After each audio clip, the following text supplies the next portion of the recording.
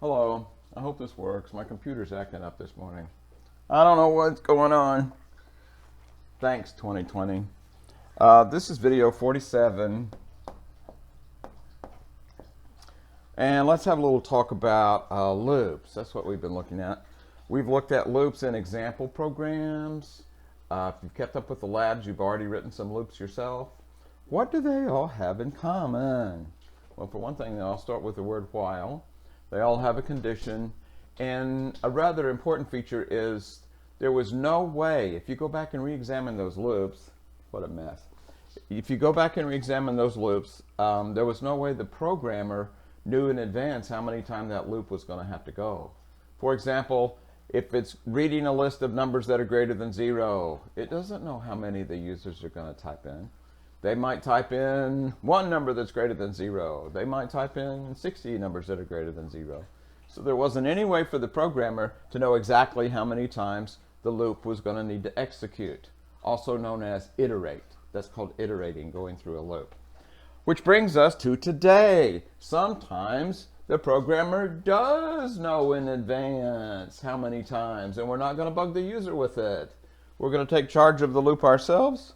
For that, there's a completely different Python feature called a for loop. For instead of while. For loop has this format.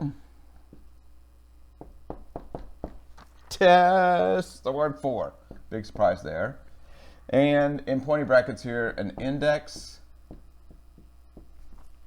which is just a name for a variable. That's going to be a standard variable, an identifier that follows all the rules. And then the word in, that's a reserved word. And then in pointy brackets over here, sequence, sequence. And I'll try to make sense of all this after I get it written up on the board. And then a colon. So here's the format so far. The word for, F-O-R, and then some index variable that you fill in, and then a sequence, which is pretty mysterious, I know. And then inside that, we'll have an indented statement block. I'll just call it statements. STNTS. Here's the effect. I don't know why I started so far on the board that direction. I need to pull it back over here. There's not even a dog under my feet I can blame it on. Index, that variable that we put there, is set to each value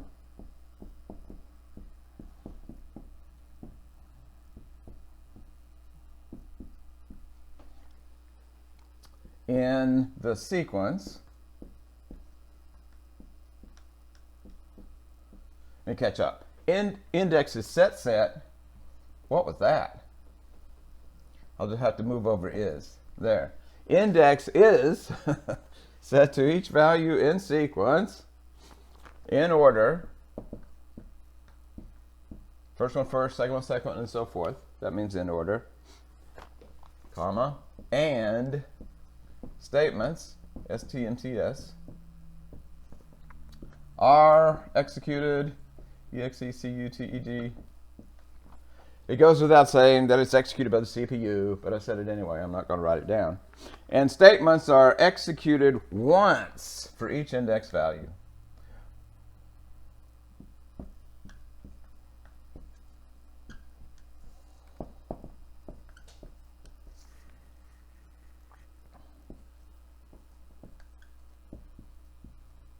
It was a rocky road to get to that effect statement. Let me read it back.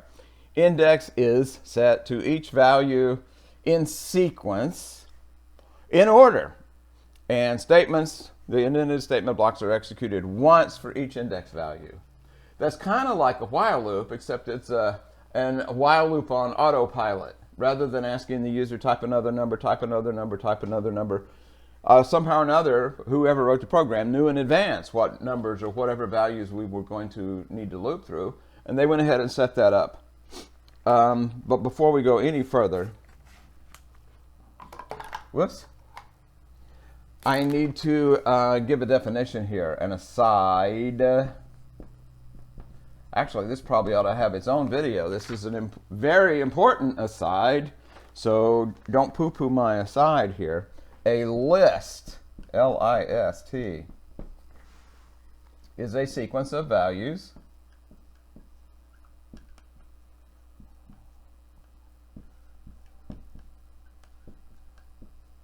Now, dog whistle here. Anytime I say sequence, that should click that, well, the order is going to make a difference.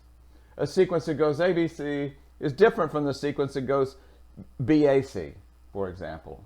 So the sequence implies that the order makes a difference. A list is a sequence of values in square brackets. So this is a very specific thing in Python.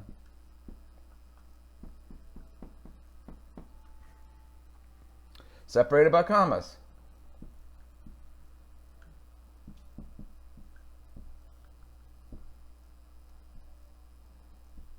It's actually a pretty simple thing, but it is oh so important. Now that we've crossed the bridge over into list land, there's no going back. We'll be using lists a lot. For example, well, let's see. It's got to have square brackets, so here's a square bracket, and I don't even have to look at my paper. I can make up a list. 40, comma, 9, comma, negative 3, comma, 12, one more, make it a nice round 5. 5, there. 'Tis a list. They're not in order, but this sequence, this list here, defines its own particular order. It has an order unto itself. 40 is first, and then 9, then negative 3, then 12, then 5. That'll be the end of my aside. And now I've written so big, I use such a large font, that I have no board space left, so I'm going to have to reclaim this up here to be able to write out an example. But you've already got all that written down anyway. Either that or permanently, indelibly committed to memory. Do you not? So here's an example. The word for, F-O-R, and I need a darker marker. For, ooh, that's nice and dark. And a conventional choice of variable, if there's not anything better out there to use, conventional use of variable for the index is I. Get it? Lowercase I, index. It's the index number. For I in, and I'm going to use my sequence down here, my list that I invented. This can play the role of the sequence in a for loop. So in 40, comma, 9, comma, negative 3, comma, 12, comma, 5. Colon. And print. I'm now in the indented statements inside the loop. And for lack of any creativity whatsoever, I'll just label it. I'll put in double quotes. I is, close double quotes, comma, and then I'll print out the value of I.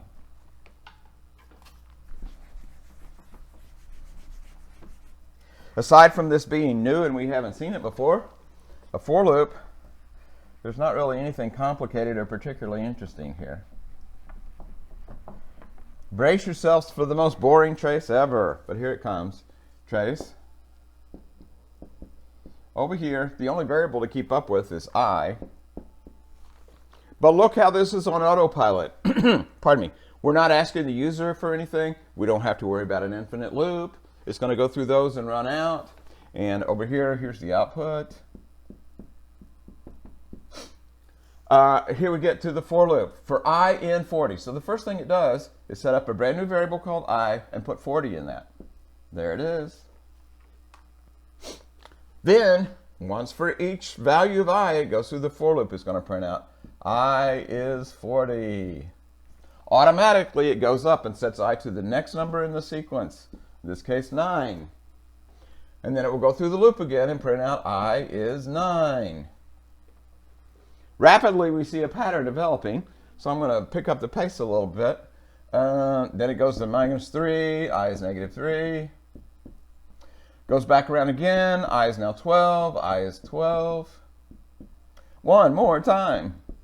I get set to 5, I is 5. And then it falls out of the loop all by itself without us having to do anything. It takes care of its own business, and then it moves on with whatever follows the for loop.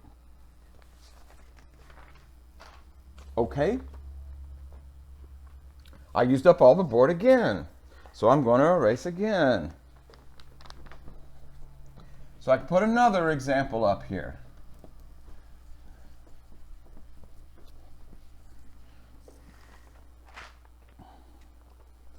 But first, I'm going to make a note. Note, often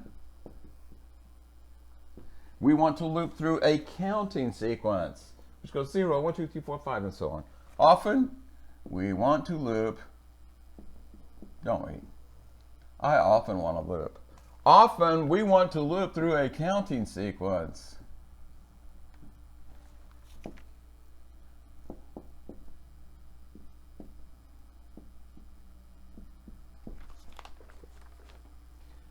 Lest that be confusing or cryptic, here's an example. For I in, here's my square brackets, 0, 1, 2, 3, 0, comma 1, comma 2, oops, not another 1. I could have put another 1 there, but that's not my counting sequence. 0, 1, 2, 3. So it's similar, if you think about it, it's similar to using a counting variable where inside the loop we would add 1 each time, but this will do that automatically. This will automatically go through I is 0 and then I is 1 and so forth. Okay, keep right in, stop talking. Print, double quote, going, close double quote, comma I, comma, double quote, times, we're at an auction by the way, dot, dot, dot, close double quote, close parentheses, going I times, over and over and over. When we fall out of the loop, we will print sold. Close parentheses. Quick trace, it's just like the other trace. Only one variable to keep up with, and that's maintained automatically by the for loop. And so we'll have the variable value here, and the output here. Here we come, dot, dot, dot. That's not the first line of the, well, maybe it's close to the first of the program, it doesn't matter. But when we get here, it sets I first of all to 0, and it's going to print out going 0 times. We have an auctioneer who's got a thing for Python lists. That's what it is. That's the only statement inside the loop. This is unindented, so it's not inside the for loop. Goes back up and sets I equal to 1, and goes through the loop again, going 1 times, dot, dot, dot. Here we go again, 2, I get set to 2, going 2 times, dot, dot, dot. One more time, 3, going 3 times.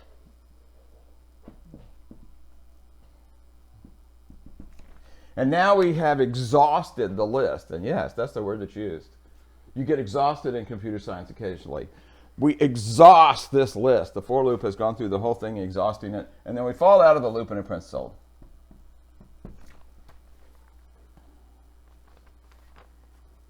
Now then,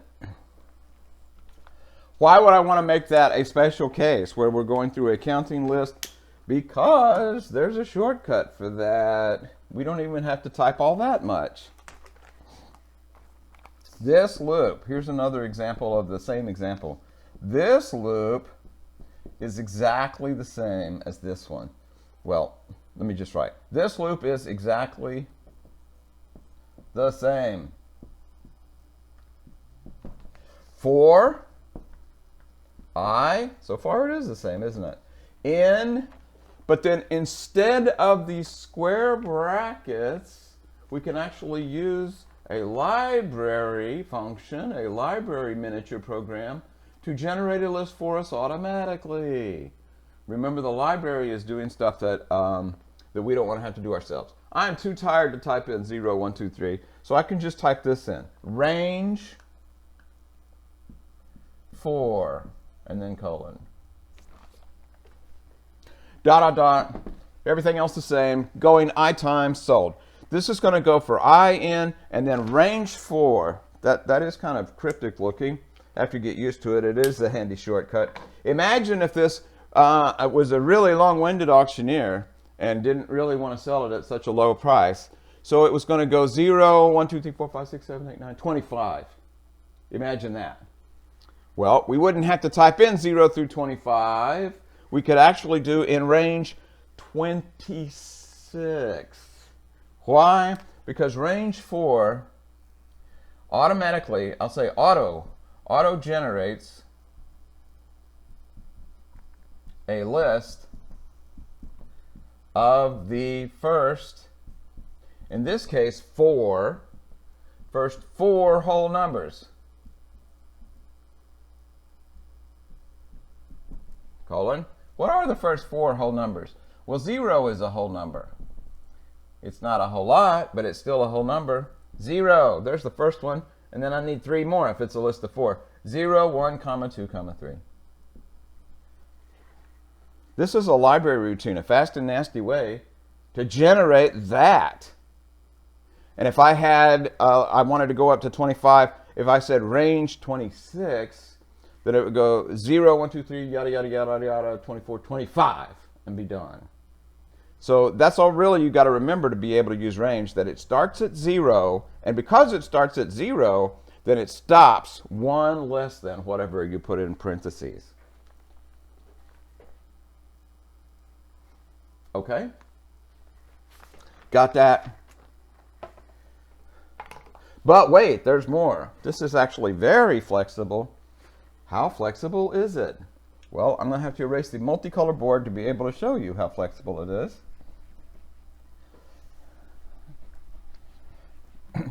By the way, for loops have a lot more variations, as you can tell already. They have a lot more strange and wonderful things you could do with them than while loops do. While loops know how to test a condition, and that's it. For loops on the other hand, oh my goodness. I'll even make this, well, I'll make it blue because green's so hard to erase. I'll call this a surprising note.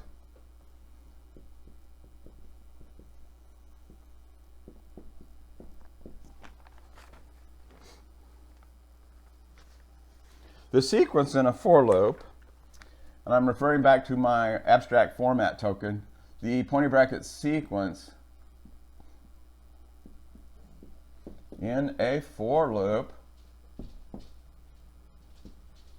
doesn't have to be numbers. Isn't that a surprise? And if I was so high in my voice there that you didn't understand, doesn't have to be numbers. That's surprising, so I'll put an exclamation point. For example, let's take a running start at the for loop. Print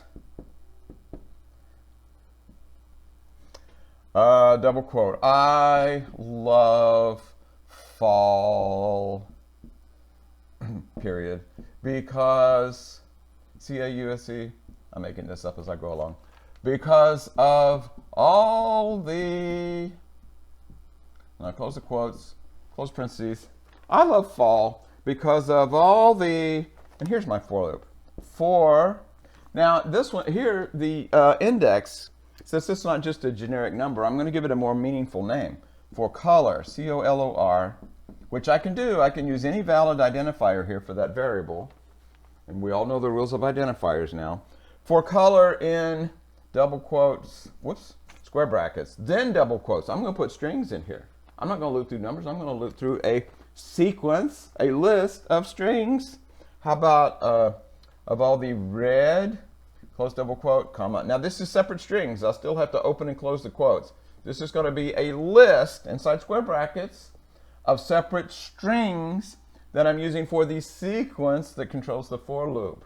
All these terms to absorb just in this one short video. For color in red, what else we got? Yellow, comma, I don't know, orange. Orange, that's another fall color. O-R-A-N-G-E. And close my square brackets and a colon. For color in red, yellow, orange. And then inside my indentation, I'll print color, the value of variable color. And again, I'll just have that one statement inside the for loop. I could have any number of things that I want to do as I'm looping through, but in this case, I just want to do that one thing. When I fall out of the loop, I'll print leaves, close double quote. Let's see if we can predict the output. Here are the variables. This is a trace, by the way. Trace. I only have one variable, color. And it's my autopilot variable that's going through the for loop. Here we go, the output. Now I wish I hadn't written such a long print statement here, but I did anyway. I love fall